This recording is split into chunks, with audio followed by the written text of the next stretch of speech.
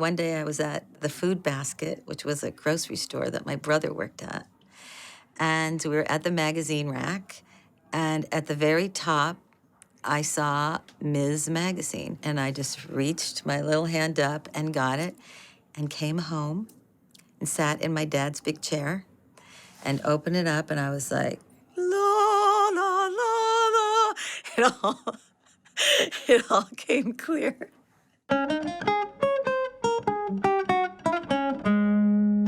I grew up in Southeast San Diego, not the best part of San Diego. My mom was born in Beirut, and my dad was Lebanese too. In the 4th grade, I was playing with my best friend, and this really cute boy came in the room, and she lowered her eyes, and she started batting her lashes, and she sucked in what little stomach she had, and she beveled out her foot, and she started giggling, and I thought, what's happening? This is a medical emergency. She was like morphing like something out of Kafka. I realized then that there was a way girls were supposed to be, and something felt wrong about it, and really hard. I knew I wasn't going to be the girl who got in this play, so I would make the play. And I knew I wouldn't be the girl who maybe hung out with this crowd, so we created like a crazy, freaky drama crowd. I look back and I'm so grateful at the opportunities I did not have.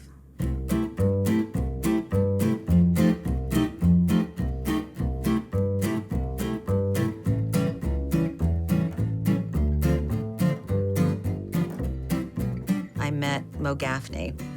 She ended up at my house one night after her apartment caught on fire. And we laughed all night, so I thought, oh, this is my woman. We started doing characters together and little improv. So we wrote what is now the Kathy and Mo Show.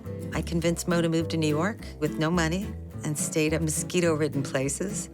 And we did it. Producers said to us, we think you're hilarious and we want you to have this run, but can you not put feminist in the description? It will make them break out in hives. It really was surprising to me. And we said, okay, but then we put feminist everywhere. We put it on the poster, we wore t-shirts that said feminist, we like had it tattooed on our faces, and nobody seemed to mind.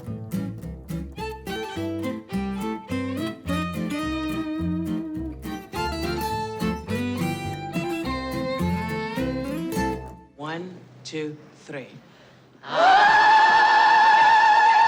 Okay, very nice. Sister, would you come over here, please? Just slide right in here for me, please. Right here. That's a powerful instrument you have there.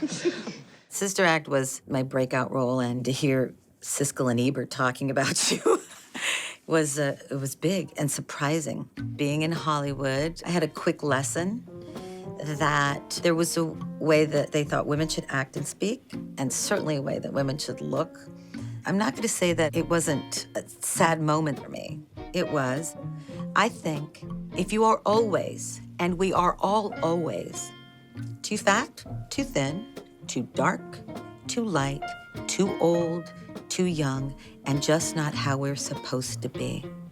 And if we aren't ever how we are supposed to be, we are not able to rule the world like God is intended.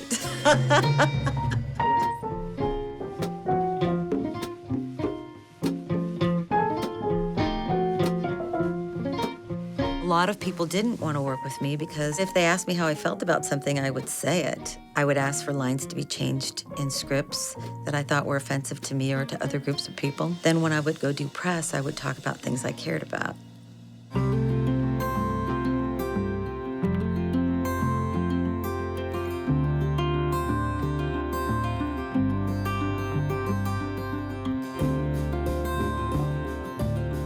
To choose having to be an actress and give up my point of view or my chance to make a difference or to do my part, I just am not interested in that. I was saying the same things in the 70s to a group of 8 people that now I get to say on a TV interview to 8 million people. I've found a way to move through a world that tells me I'm not right, but I feel right most of the time. My daughter is 19, and I get such hope from her generation. They sit in the kitchen and talk, and I sort of move back so they don't know I'm there, and I just think, oh, there is hope.